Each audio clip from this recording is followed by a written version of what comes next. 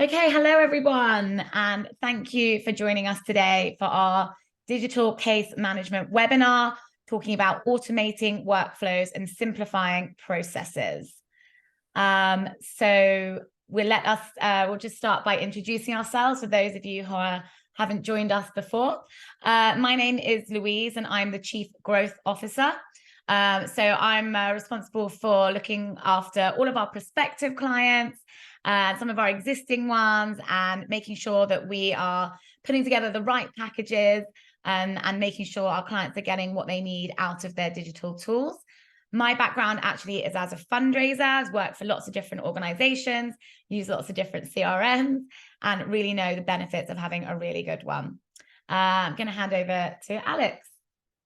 Yeah, and I'm Alex. I'm the other half of your duo today. I'm the senior marketing manager here, and yeah, I also have experience as a CRM administrator in the past, so do all the webinar communications, and we'll be sharing presentation duties with Louise today. Thanks, Alex. So for those, I can see that quite a few people have joined us. We'd love for you to pop in the chat where you're from in the world and what organization you're here with. So here is our agenda for today. We're going to just talk through case management. What is it? What are some of the challenges? What your system really needs to support you. And then we're going to do a bit of a demo to show you case management in action. And we'll have time for some questions and answers at the end. Or if you do have any questions, please feel free to pop them in the chat. I think somebody's sound is on. Neil, I think, if that... yeah, thank you. Just muted it so it doesn't reflect back. There was some little twitching noises. So just before we get started, we just like to do a little poll, just so we know who we're talking to and kind of where you are in your case management needs. So if you wouldn't mind filling that in now. So which database do you currently use? Are you a Civi user? We know some of you are already. Are you using other CRMs? Are you on spreadsheets and maybe looking to think about getting onto your first CRM? And then secondly, how do you currently manage cases? Is it all manual? Are you already using Civi? Do you have another case management system, or you're not managing cases, but you're interested in finding out more? So if everyone just take a minute to fill that in. We're nearly there. Nearly everyone's done it. And then we'll share the results. So yeah, okay. So we can see most people here are Civi users, but we do have some on spreadsheets and a bit of a mix across manual case management and currently using Civi, and some people who are not managing cases at the moment. So I think there's a lot of information we can share as we go through today. Okay, right. So I think without further ado, I'm going to hand over to Alex. Yeah, so let's get started. Let's talk about cases. We thought it was probably best starting with kind of like, what is case management, and really what is cases? Can this mean a lot of different things to lots of different people? So let's make sure we're all on the same kind of hymn sheet before we actually go into looking at how it can be dealt with specifically in the digital sense. So we've got a definition here for you. So case can be like an individual request or process to provide assistance, services, support to individuals, communities in need, with primary objective improving their well-being or addressing specific social, health, or economic challenges. And this is definitely within the kind of non-profit space that we operate. And we know many of you, vast majority of you, are going to be non-profits, charities, membership organizations. So this is more kind of like appropriate to how we might see it. You know, the business community might handle it a bit differently, but this is the kind of way that we look at cases quite often. And certainly from a Civi perspective, how they would be looked at. So, what are some example use cases for nonprofits? And clearly you can go, really far with this. There are so many different use cases. We could not possibly cover them all.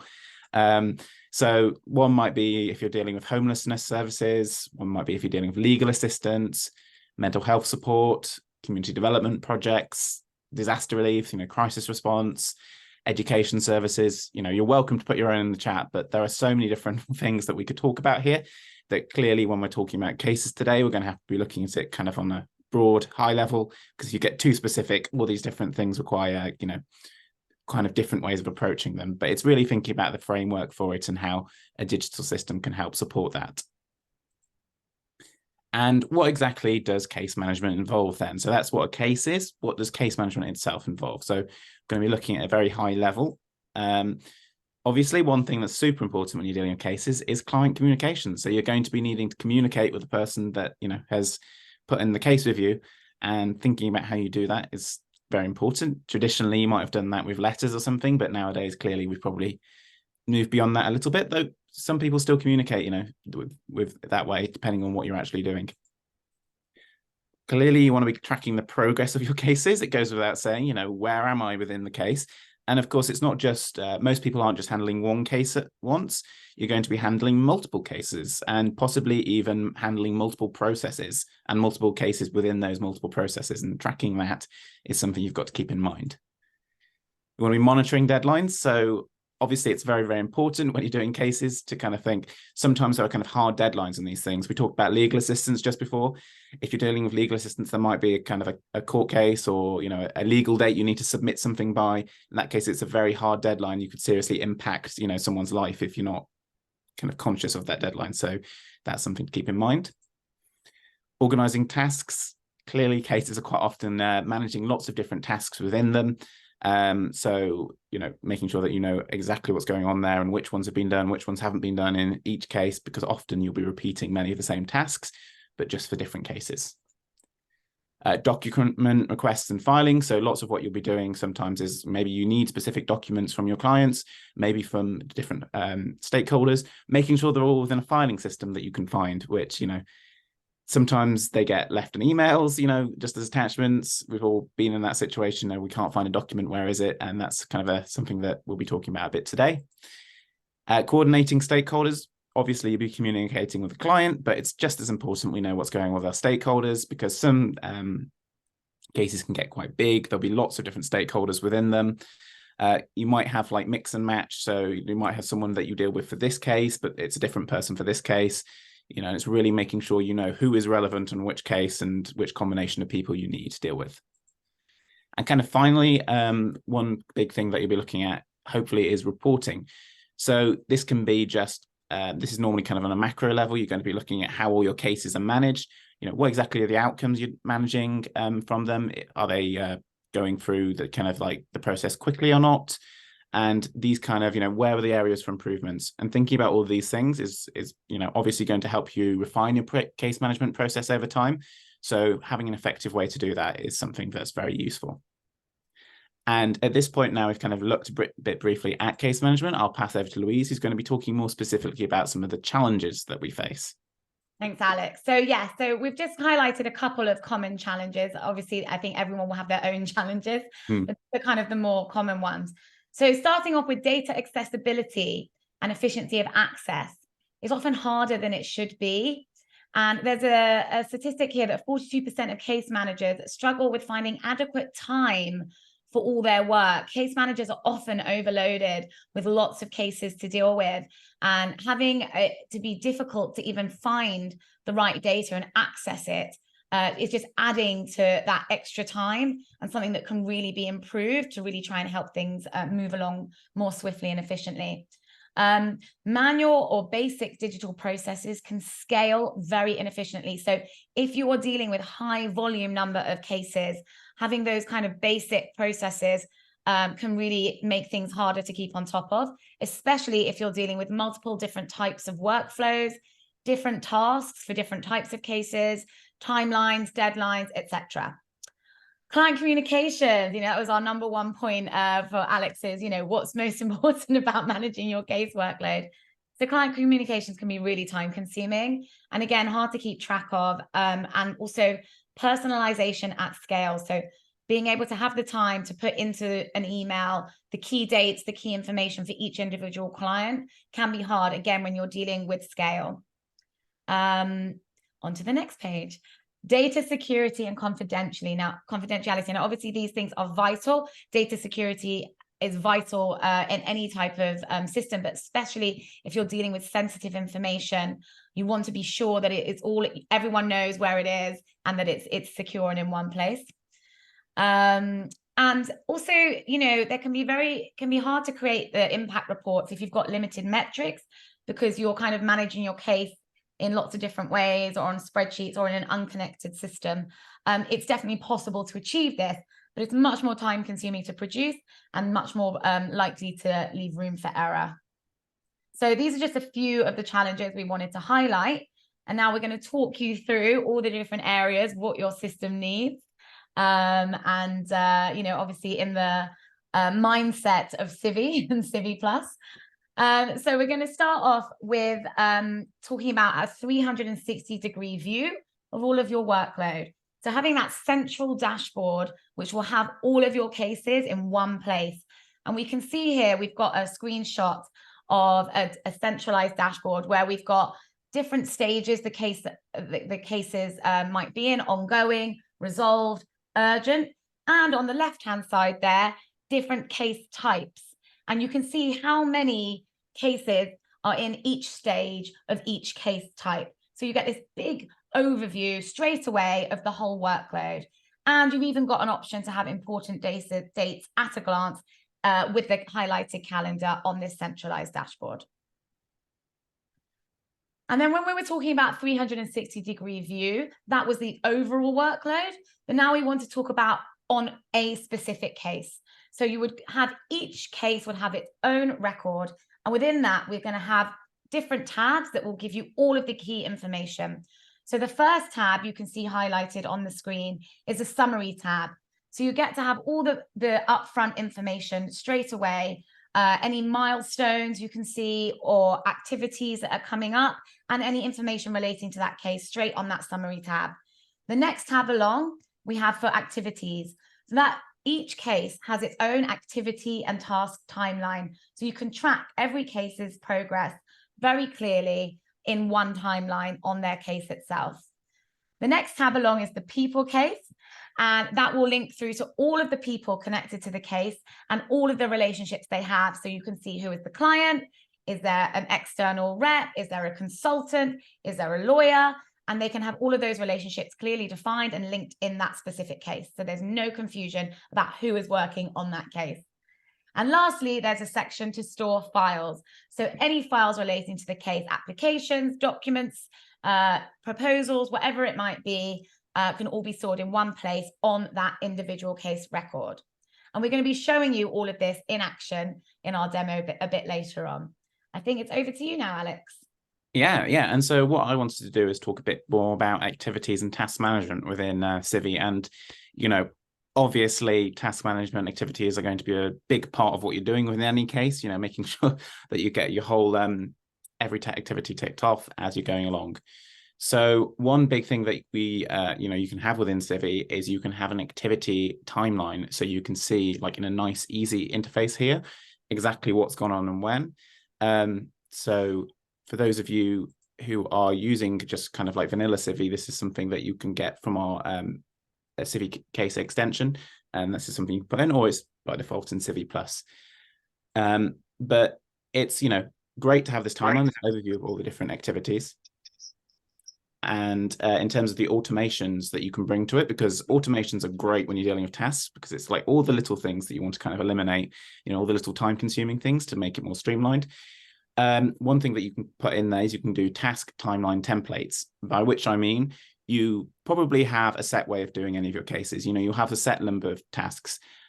Here, for instance, with this housing one, we might be doing like a mental health evaluation, a medical evaluation, secure temporary housing. Those are things that we'll be doing every time. So if I kind of like make a timeline when I generate that case, and I'll be showing you how this looks a bit later, it will automatically generate these activities as I create the case. So I won't need to kind of manually create them and remember to manually create each one every time, which is a bit of a waste of time.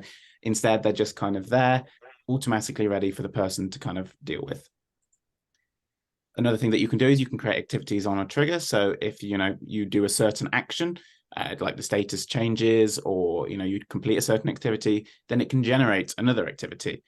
So you can get the system to kind of automate your activity creation for you, again, saving people time and making sure that, as you're in the middle of kind of wrap up a task and get all the information there, put all the details down, you don't forget to create the next activity in the roadmap. Yeah, after field is being completed, for instance. And of course, another important part of all of this activity stuff is that you can automate email reminders. So Clearly, it would be great if all of us remembered every single activity we had to do all the time, every time. But with this, you can get, as an activity is generated, as it gets close to deadline, you can have it to send an email out to the person who's dealing with it. We've already said that you can have a calendar within the case view, and this way you can see what's going on and you can understand, I have to do this activity now. But we've talked about activities there. Let's talk a bit about client communications. As Louise said, this is something that we led with, so super important to us. One thing that we really want to be able to do is we want to be able to send emails directly from cases. So, instead of having to go into the contact record, we can just go into the case, find the relevant person and send them the email straight away from there. Again, just eliminating like an extra click, which is a fantastic little thing. But in terms of automations, again, how do we make this easier for ourselves, simplify the process? We can pre-make email templates, which, I know when we're dealing with cases, lots of what we're going to be dealing with is probably you're going to be using templates for it anyway, lots of standard processes, standard emails, and just being able to put these in the system rather than having to even copy and paste them, as I know happens sometimes, from your Word document or wherever it is into the actual email. No, you can just tell Civi, this is the one that I want to put in here. It will generate the email for you. And what it'll also do is that you can also use tokens and merge tags to personalize it. So instead of having to, manually write in someone's name or a specific case field, you can tell Civi, put in this token, which is to say, put in someone's first name. So you don't even need to do the kind of manual bit of that, which is kind of altering it specifically to where it is, meaning that you can put all the details down very easily because Civi will drag them through for you if you've got them all down. And yeah, you won't make the errors that are sometimes possible with that, and it makes it much simpler. And of course, another thing that you can do is send emails, templates, and triggers. Just as we've talked about, you can send out an email reminder to your own staff who are working on these things. If you reach a certain stage or something, then you can send out an automatic email to one of your clients. So that's something that you can make happen automatically. And at this point, I think I'm handing it back over to Louise, who's going to take you through the next little bit. Thanks, Alex. So now we're going to talk about the workflow management. So let's start at the beginning. So let's say somebody wants to put an inquiry in and they want to get things rolling on a new case inquiry. So we can start off by having an inquiry web form, which is a form that you can create with all the fields that you need to have information for in order to know how to start that case. And you can either have a link to this form on your website, you can send it in an email, or you could even have someone phone up and you could fill in the form for them over the phone. So once that form's filled in, that's where the automation part kicks in. So a case can be auto-generated from the web form and fill in all the details directly onto the system automatically for you. So it's much easier than just having an email come in and then having to transfer all the information into a case system. The client will then automatically get an email confirmation of submission, acknowledging that you've received their inquiry and maybe giving them some instructions or letting them know what the next steps are or when you'll be in touch. And that way it basically just kind of takes care of a lot of that initial client communication. And again, you can use those tokens as well to say, dear Jonah, thank you for your inquiry. And you can even auto assign a case manager. So if there's a certain type of case that always goes to a certain staff member, the minute that case comes in, it can auto assign that staff member and it will then automatically show up in their case dashboard. So they'll already know, they've got something new to deal with. I mean, you can also have it come in and automatically notify an administrative staff member who can then triage the case and then manually assign it to that case manager. And then that can trigger an auto email to the case manager to tell them they've got a new case. So lots of flexibility there. Okay, so that's the beginning. And then when we come into the cases themselves, one thing to mention is you can actually kind of restrict permissions and views with cases if you're working with very confidential cases and sensitive information. So you can have some staff members who've got permission to see that maybe there are a number of cases that exist. Maybe they can see what stage they're at, but they can't actually click in and see the details of the case. And that's something that can be really useful for organizations dealing with sensitive issues. Next point, please, Alex. Oh, sorry. And you can also customize your own stages. So we can see here we've got 3 stages in view: ongoing, resolved, urgent. You can actually choose what your stages are, and you can have as many as you want. And you can also break down the cases by type. So we can see we've got 2 types here: housing support and adult daycare referral. And again, so if the case type has the same stage, you can put it all together and see it all in one go. And the automations we can talk about in this section are auto progression if conditions are met. So if there are certain fields completed when it's in the ongoing stage, the system can then recognize that and automatically move the case through to the next stage for you. So that's really great. Again, so it's really easy to keep on top of things and to have those little bits of automations, making things even easier for you. And then we're also going to talk about parallel workflow. So one of the great things about Civi is that you can actually create as many workflows as you like. So you can have entirely different stages or different workflows for different types of cases. So here we've got another set of cases that have a different set of stages. So we've got inquiry, then review, then document retrieval. And then we've got, you know, different types of case types within this section as well. So you can really have as many as you want across the system, which is a real benefit.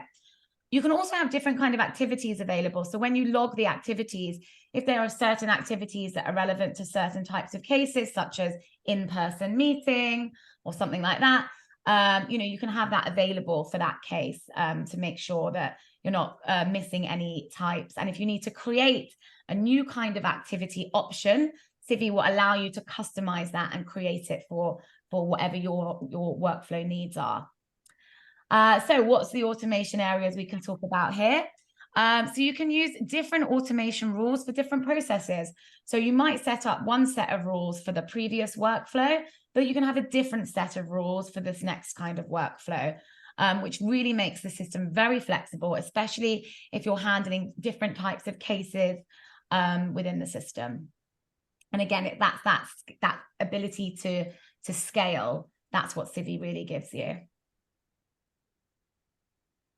Oh, over to you, Alex. Yes, over to me.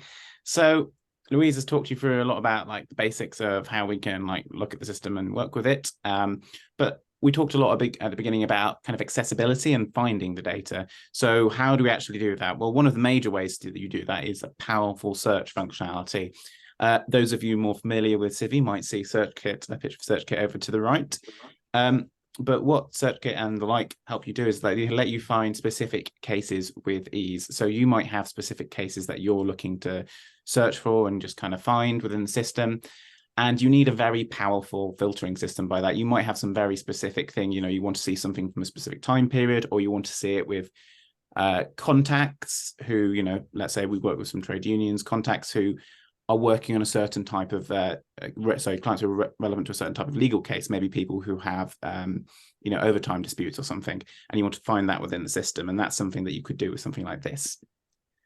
So yeah, and as part of this, you do want to be able to cross-reference different modules, by which I mean contacts. You know, maybe you want to see anyone who's been to one of your events, who's got a case for some reason. You know, maybe you've had an informational event or you're having a training day or something, and so you want to cross-reference against that. And in terms of the automations, fantastic thing that you can do with the search functionality within Civi is that you can create a smart mailing list based on your searches.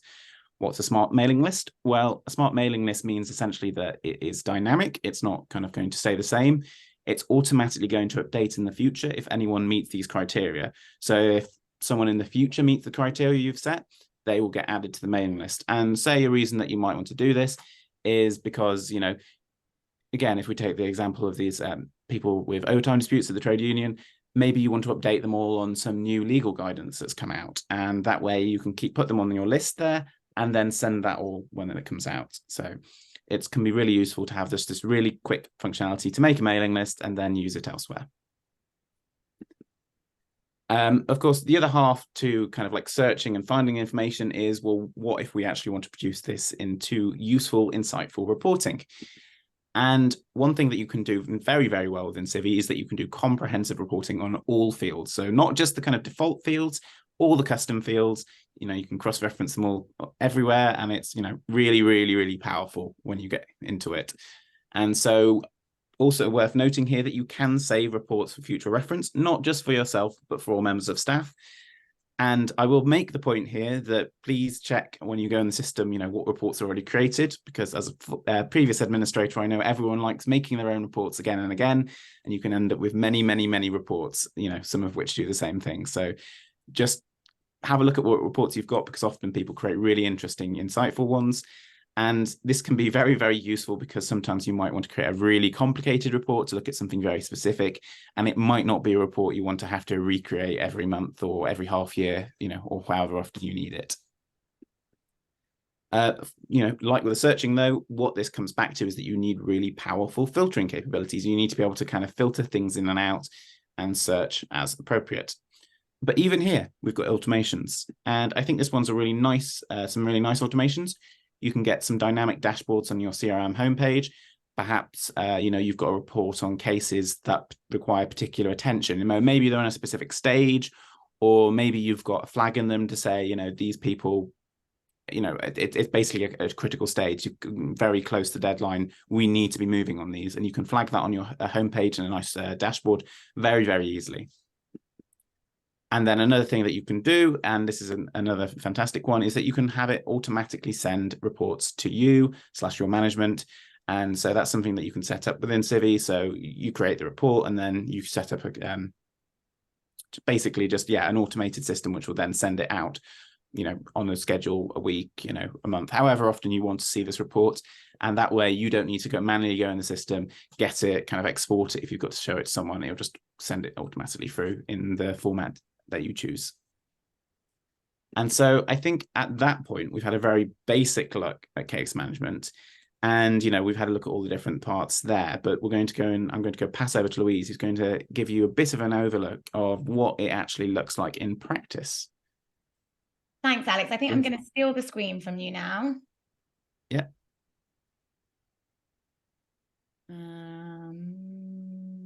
Yep. There we go. Seamless. Can you see? What can you see? Yes. Yes. Nice. Oh, okay. So you said you could see yourself, and then I got worried. No, I said seamless. Oh, seamless. Yes. Sorry, I ruined it. Right. So, okay, so we're going to take you through the case management system and show you basically in action some of the things that we've been talking about. So we're going to start off on a dashboard. So I've logged in, and actually that's just the last thing Alex was talking about having these dynamic updated dashboards. And here we can see I've got helpline inquiries, and I can see straight away like the top newest ones that have come in for me to be looking at or dealing with. So what we're going to do is we're going to start off from the very beginning, and we're going to create a new inquiry. So here's an example of an inquiry form. Now, again, you can have a link to this via email or on your website, or this is an example of someone's maybe phoned in and someone is filling it in manually, a staff member. And you could see here that they had a choice of what kind of inquiries, what kind of cases that could be opened. So it makes it really clear and easy to do this. Again, if you need to have a bit more of a triage, you don't have to have this, and it could just open a general case and then be triaged. And then also assigned the relevant case manager at some point as well. So here we're recording the details of the case. Somebody could add in the details. We can add other custom fields to get more in-depth information. And there can also be an area for people to upload documents, even in this initial stage, that will then be recorded onto the case. So let's say they've submitted this, they've hung up the phone, they've submitted this inquiry. And because this is a staff user, we can see, oh, we've got confirmation that the inquiry has been created, and then we can go to the dashboard. If someone is filling this in online, obviously they won't see this, but they will just get a confirmation email to say, thank you, we've received your inquiry. So now let's go into our inquiries dashboard. And what we're going to see here is the dashboard in action. We've got the overview and the stages. And here we've got 3 new cases, and here's Juliet's new case that's popped up straight away. If we click the overview button, then we can see actually the detail. So we've got, 3 cases that are in progress, but that's broken down into 2 cases of parental contracts and 1 case of health and safety. And again, we can see all the different cases at all the different stages in an overview. So now what we want to do is to actually look at Juliet's case in detail. And so we're going to jump into the progress area so we can see the 2 cases that are in progress, Juliet and a test case. Very creative. And now we'll jump directly into Juliet's case herself. So we've got the overall summary page first, where we've got the information that came in from the inquiry form. So any detail that Juliet's provided, we can see there. The stage that it's been auto-assigned is in progress, so that's very clear there. And we can see any other milestones or activities that might have been auto-created if that was relevant. And Alex will show you that in the next example. So we're going to jump into the next tab now, which is that activities tab that we were talking about earlier. Now, some activities are auto-created and logged. So the case being opened, the date it was opened. We can see the phone call has been manually logged. So Ellen has logged that she actually had a phone call to create the inquiry. And we can see here that Ellen is actually assigned as the helpline rep and Juliet is assigned as the client in our people section. You can have start and end dates for different people and different relationships if maybe people are only going to be involved in a case for a certain amount of time. And you can easily reassign the helpline rep, maybe if they move to a different stage or if somebody leaves and someone new joins. It's very easy to do that. And here's that great bit of sending emails directly to the client through the system. So here we have an email coming out from Ellen. We can choose who it's from, and Ellen is set up to send it, going to Juliet. And we've got the option here to use templates. So there's that extra bit of automation Alex was talking about. So you can have all these templates set up. And then all you need to do is click on it. And it's basically going to auto-fill the email body that you want. Now, of course, you can edit it and add personalization, but all the key things, if there's like standard terms, standard instructions, standard procedures, can all be filled in automatically for you. And then we've also got these tokens, these merge fields, to really help with that personalization at scale. So not only does it save you from typing out their first name, which I know seems like a really silly thing, but some people have different spellings and it's not always names you're familiar with. So you definitely want to make sure you get it right. So the easiest way is to just use those tokens.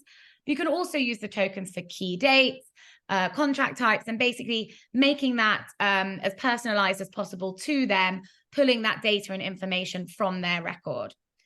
So then we can send out the email directly from the system. So we'll send it out. And then what we're going to see is that this has now been automatically added into the activity timeline here. So you've got a record of when that email went out, who sent it, and what it contained, which is great. So now we're going to show you the files area. So really easy to add files. And again, if someone has maybe uploaded a file via a web form, these can also be automatically stored in here. And there's this really cool extra bit here of linked cases. So Juliet actually has got another case with us at the moment. She's got a parental contracts case. So you can actually check and link the cases so you can be really clear if someone is dealing with a few things at the same time about what is going on. And you can also, do lots of different activities directly from the case, adding activities, exporting the case, and changing the case status manually as they move through the process. We'll show you how it happens automatically in a minute. You can search quite easily from the cases in the stages through other criteria, and you can filter within each stage. And you've got bulk actions you can do as well. If you want to send out emails or anything, maybe updating of a staff change for every staff person that's related to that case, lots that you can do there. So I think now I'm going to hand over to Alex, who's going to show you a little bit more about some more automations. And he's on mute. Yes, I am. And at that point, I will also reclaim the screen. So great.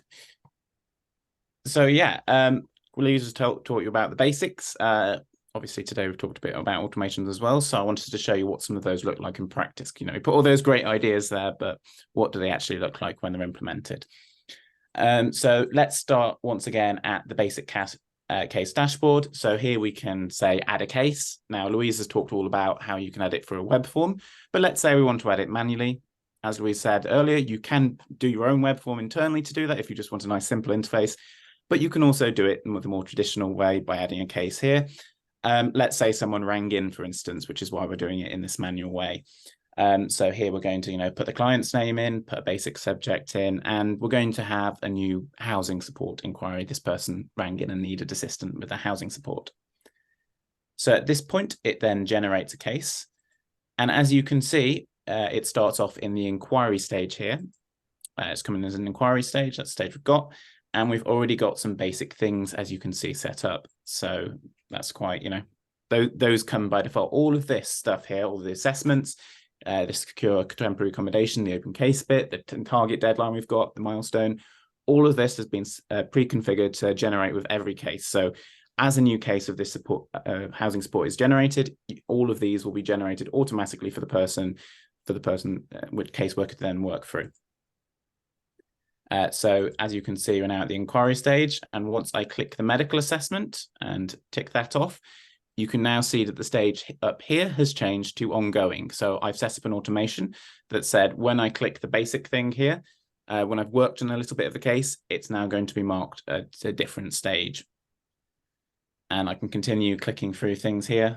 Obviously it'll probably take me a bit longer to do this in real life, but I've been very efficient today. So I've come to the end of it, click through the long-term housing plan. And at that point, I've got things in place, but a new activity is generated based on that, the client follow-up. Obviously, I've done all these things, but I then need to communicate it to the client. And that's clearly marked itself as a top priority. And as another point, if you look in the top right as well, we can see that the case is now marked as resolved. So I've used 3 different ways of automation within Civi here. I've used the timeline feature within cases. I've used the sequences to generate that new thing that's popped up at the end. And I've also used Civi rules. And all 3 of those are 3 different ways that you can do automation and, do different things, but all very exciting. And you can do all this great automation using them. And at this point, I'll go back to the presentation where I think Louise wants to talk a bit more about CiviPlus. Yes, so I'm going to steal the screen back. There we go.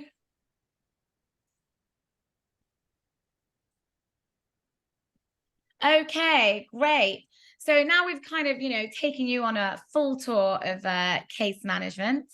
We just want to talk to you a little bit about CiviPlus. So, for those Civi users out there, CompuCo have been working with CiviPlus for many, many, many years. And we've created CiviPlus, which is an all-in-one, out-of-the-box, comprehensive Civi CRM system. So it's dedicated for nonprofit. It's easy to use and cost effective, and it's got all the features that a growing organization will need now. And we really talk about laying the digital foundations for the future. So especially those of you who are maybe thinking about how you can use case management, maybe aren't using it yet, knowing that with a system like CiviPlus, you'll have all of that capability straight away. So what else can CiviPlus do? So I'm just going to do a whistle-stop tour. We're not going to go into all this detail now, but just to let you know all the out-of-the-box features and functionality that come with CiviPlus. So of course, managing contacts and really understanding those different relationships within a nonprofit, which is key. Taking payments online using Stripe and Go cardless payment processors. We are tracking fundraising opportunities with pipelines. Managing membership. There is a comprehensive membership management module, which we have done a few webinars about already. The events module is where you can create free or paid events and online registration forms, and also quite a lot of automations around events. A drag and drop email builder. So we've got a built-in email builder where you can create beautiful looking email communications, send them out through the system, create those segments and mailing lists, and really track all of your comms under one roof. Case management, we've just talked about in great detail. task dashboards, which are really interesting. So we talked about tasks within the case, but you can also have individual task dashboards where you can see all the tasks that a staff member has got to do.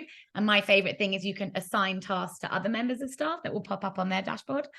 Reporting and analytics, there are probably about like nearly 100 templates built into CiviPlus, but you're also able to create your own reports using, you know, any of the data fields that you want, including any custom fields that you create and add to the system. You can report on those too. Surveys and petitions, we always encourage our clients to send out surveys. You know, ask the people what they want, ask them what they're interested in, collect data so you can tailor communications, and so you can kind of inform your own decisions and future planning going forward.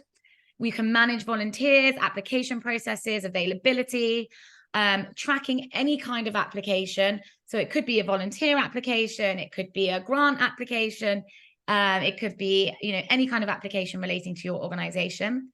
We've got a full grant management functionality as well. And within all of that, we've got review processes that are built in.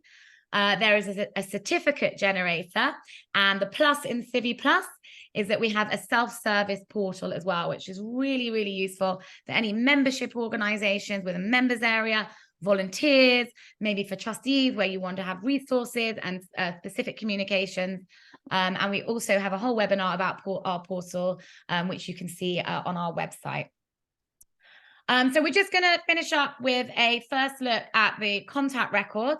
So just to relate it to everything we've been seeing today, so we're going to start on our case. So we've got Jonah's case here, and we can see here is the client, and we can click into his name, and then we're going to be taken to his contact record. So if you haven't seen what a contact record on CiviPlus looks like, here we've got the front page with all the summary information, all those contact informations, and down the bottom we've actually got some custom fields here, the example of the kind of custom fields you can add. We've got personal interests, so maybe actually you know, maybe they've got skills, maybe they've got tech interests, and you can add all of that. That can also be filterable and reportable, added to mailing lists, and help you really like tailor your communications. And then if we see down the side, this is the area where Jonah is connected to every other aspect of the organization. And you can click into each of those and see everything that's going on. But our example here is clicking into cases, and we can see that he's got one case open, and we've got able to jump back to the case from his record if we just click on go to case. So that's just giving you a very little introduction to what the system looks like, you know, other than just the case module. And we'd really love to talk. So, you know, a personalized conversation is really the best way forward. It's very, you know, everyone works in very different ways. And we really, the best thing to do is have a conversation and let us know what your organization needs are. And then we can really like showcase things that are relevant to you. Please, you know, be in touch with myself or Jack, who's our account manager. He's away today and unable to join us. But he'd be absolutely delighted to speak to you in the coming weeks. Our emails are there. We will be sending out a recording of this webinar with our contact information. So please do get in touch if you'd like to. And I'm just going to end telling you about our next webinar, which is going to be Event 101, from registration to thank you. So we'll be doing a whole look through our events module, end to end, how you can run comprehensive events, all kinds of events through CiviPlus and Civi.